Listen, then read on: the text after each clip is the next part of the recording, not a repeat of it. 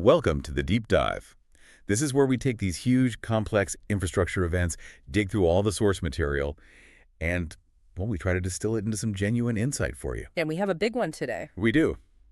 If you were online Tuesday, November 18th, 2025, you almost certainly felt it.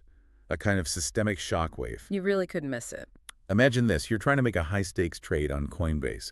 Or maybe you're generating a critical report with ChatGPT. Or even just checking the train schedule. Exactly. The NY Transit Authority app, and everything all at once just freezes. It stalls out. Or you get one of those cryptic 500-level errors. And the key thing to understand is that those weren't separate problems. Not at all. It was a centralized rupture. It all came from a single critical layer in the internet structure, Cloudflare. A company most people have never heard of, but it's this invisible backbone that handles, an estimated 20% of all global internet traffic. And when that layer fails, the internet doesn't just get a little slow. Essential parts of our digital lives just break systemically. That's really the reality we're dealing with now. So our mission today is to unpack this whole thing for you. We're going to explore what Cloudflare actually does, the performance miracle they usually deliver, Right. and then we'll dissect the detailed technical causes and the consequences of that global outage. We want to decode those huge systemic risks right down to the errors you see on your screen. Like that really frustrating 504 gateway timeout error. Exactly that. And we'll even look at some of the surprising technical fixes that people found to get around them. Okay, let's unpack this. So before we can really get into the failure, I think we have to appreciate Cloudflare's role. Their scale. Yeah, for most people, they're a complete ghost in the machine. Mm-hmm. But they are absolutely foundational to how the modern web works for both performance and security.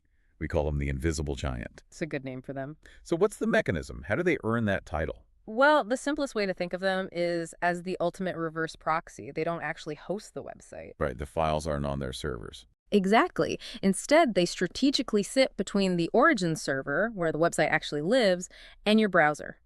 And it's that position, both physical and logical, that lets them do everything they do. So let's talk about the speed part first. Okay, performance. They run this staggering global network.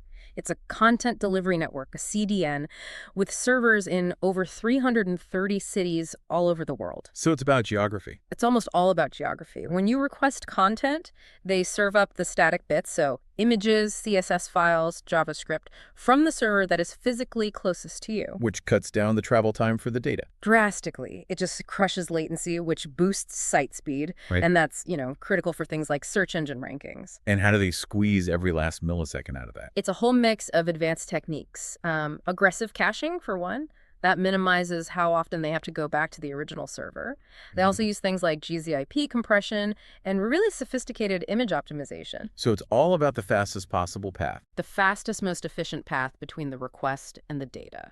The goal is to make it all feel seamless when it works. Okay, so that's performance. That's half the magic. The other half is, playing the role of the bouncer. Precisely. The bouncer, the security guard. They are the internet's frontline defense. They specialize in stopping these massive distributed denial of service attacks, DDoS attacks. And their capacity for that is just huge. It's immense. We're talking around 449 terabits per second of network capacity. They've used that to just absorb some of the largest DDoS attacks ever recorded, and the website behind them doesn't even stutter. And this works on multiple levels of the network. Yes, across multiple OSI layers. When we say layers 3, 4, and 7, we're really just talking about where the attack is happening. Layer 3 and 4 are like junk traffic just flooding the pipes. Brute force. Total brute force. Layer 7 is smarter. It targets specific application resources like a login form. Cloudflare filters all of it. And on top of that, they give away free SSL TLS encryption. So the whole connection is secure. They really are indispensable. Here's where it gets really interesting. Because on November 18th, 2025, that indispensability became the internet's single biggest point of failure. The scope of this was just shocking. The impact was instantaneous, and it hit the absolute core of the digital economy. You had generative AI tools, ChatGPT, Claude, they rely on super fast processing. And they just fell over. They experienced significant degradation. Users couldn't get timely responses, couldn't run complex queries. It all just ground to a halt. And for the average person using some of these major platforms, how did this actually look? Well, take the financial sector. Coinbase. Users couldn't execute trades. They were seeing stale data feeds. In a volatile market, that can mean real financial loss. And public infrastructure. The NY Transit Authority app. Departure boards just stopped updating. It creates real-world confusion, messes up people's travel plans. And then you have the consumer platforms. Spotify, X, Shopify, Canva, all of them just hit a wall. A digital traffic jam. That completely paralyzed vital functions for hours. So you have this huge, complex outage. It's hitting finance, AI, transit. What was the official cause? Because the first report seemed to clash a little. There was talk about a traffic spike, but then later, a bug. That's a crucial point, and it helps us get to the technical truth. So initially, a spokesperson mentioned an unusual spike in traffic on one of their services. That happened around 6:20 a.m. Eastern Time. That was the first thing they saw, the symptom. Exactly, the symptom. But then, the more detailed technical postmortem came out, and this cited a senior technology officer. The root cause, they said, was a latent bug. A latent bug, so a flaw that was just sitting there, hidden. Hiding in plain sight, it was buried deep in the logic for a bot management feature file.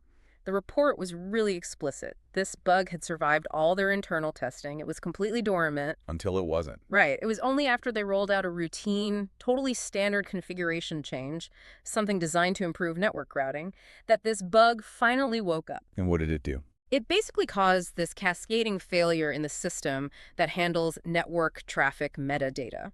So, to square the two reports for you, the configuration change triggered the latent bug. That bug then caused the systemic failure. And that failure looked like a spike in traffic from all the errors and dropped connection. You've got it. It was like a technical landmine that was just stepped on by a routine maintenance update. And very importantly, the company made it clear this was not a malicious attack. Correct. It was an internal operational failure. And while they did manage to get a fix out within a couple of hours, the problems, they lingered. Some customers still had trouble logging into the Cloudflare dashboard itself long after the main services were back. So let's pivot a bit. Let's go from that systemic, billion-dollar failure to the really specific technical error that a user actually sees. The 504. The 504 gateway timeout. When Cloudflare breaks or even just stumbles, this is the code we all see. What is it actually telling us? Officially, a 504 just means the server didn't respond in time. Simple as that. But in the Cloudflare world, it's a very specific accusation. It's pointing a finger. It is. It's pointing directly at the connection between Cloudflare's own proxy servers and the website's actual origin server. It's saying, look, I sent the request on your behalf, and I waited, and I waited, and the origin server just took too long. It's a bottleneck. But the fixes for these things are often so counterintuitive. I find it fascinating that the best solutions often come from the developer community, not the official documentation. That is absolutely the reality of this kind of distributed system. And one community solution from our sources really stood out. It was for this intermittent slowness and frequent 504 errors, especially on sites hosted with providers like GoDaddy. And what was the fix? It was almost shocking in its simplicity. Developers found that to fix the problem, they had to turn off a setting called HTTP2 to origin. Wait, hold on. HTTP2? That's the newer, faster, more efficient protocol. It's supposed to reduce latency. You're saying the fix was to go back to an older standard. That's exactly what I'm saying. And it sounds completely backwards, I know. It raises huge questions about how these protocols actually work in the real world. I mean, that feels like a fundamental failure somewhere. It does. And the performance metrics the community shared were just staggering. They documented that with HTTP2 to origin turned on, heavy requests like POST or purity actions, submitting a big form or something, could take 100 to 200 times longer. Which would, of course, trigger a 504 timeout. Of course, and even for a simple page load, a GET request, the time to first byte, the TTFB, was 10 to 25 times higher.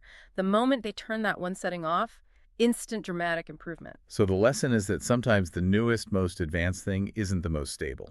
It's an admission that sometimes the simplest path is actually the most reliable one. That's an amazing piece of knowledge. Okay, so moving from the fix to the diagnosis.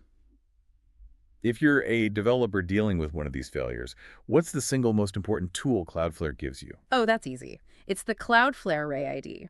It's the forensic fingerprint for basically any request that goes through their network. And where do you find this fingerprint? You'll find it in the CFRAY request header. You can see it in the network tab of your browser's developer tools. It's just a string of letters and numbers. And that's your key. That's your key to everything.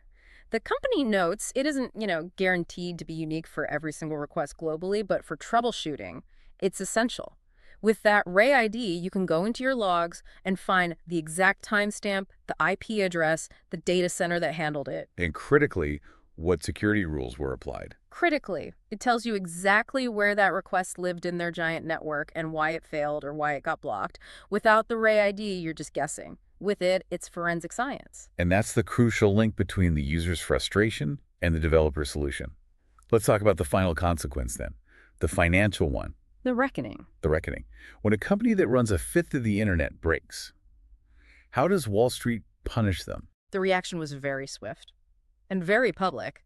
The company's stock, which trades as net, dropped sharply. It lost about 4% of its value that day. Which translates to? An estimated $1.8 billion in lost market capitalization. Okay, but wait, they broke a fifth of the internet? They caused all these cascading problems. Is a $1.8 billion loss?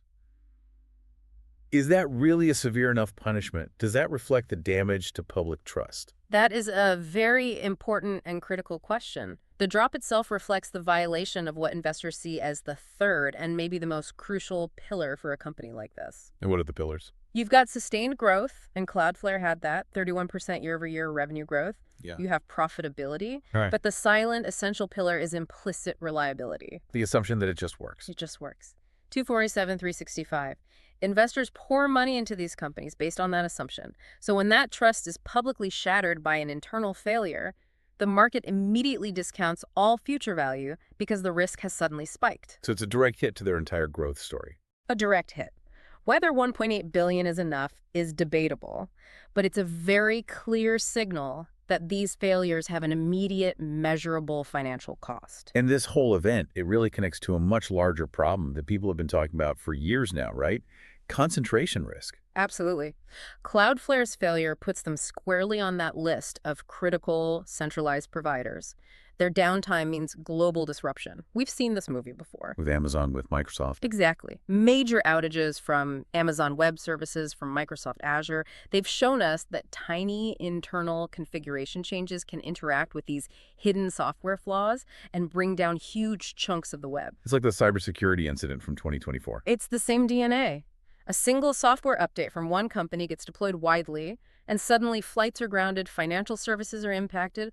All these incidents are about highly complex, interconnected systems where one small mistake at a central choke point triggers a massive systematic collapse. So what does this all mean? The performance benefits, the security.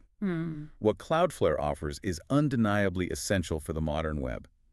But all of it seems to be tethered to this huge centralized risk. It is. We are completely reliant on the constant implicit perfection of just a handful of these companies. And when one of them fails, so many others go down with it. Which brings us back to that strange technical paradox we found, the 504 error fix. Right, turning off the advanced feature to make things more stable. So that makes me wonder if maximum reliability sometimes means we have to simplify our connections, if it means we have to avoid the latest and greatest complexity, what's the trade-off?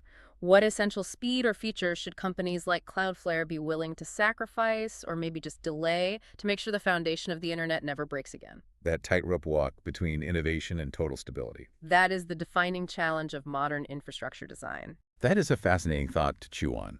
And if you manage a website, or if you rely on these tools for your business, or if you've personally wrestled with a 504 error and found your own workaround, we really want to hear your insights. Please share your opinions and your suggestions in the comments below.